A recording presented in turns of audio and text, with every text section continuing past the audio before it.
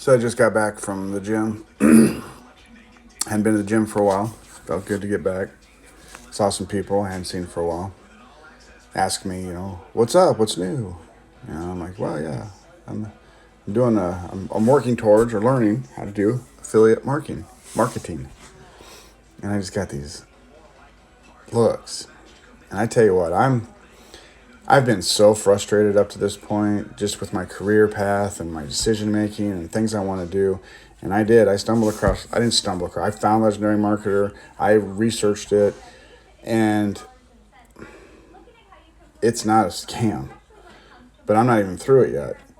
So I'm at a point with the people, friends, and family. I'm just going to have to show them. I'm not even going to talk to them about it anymore. I'm just going to do this for me. And they'll reap the benefits. Peace.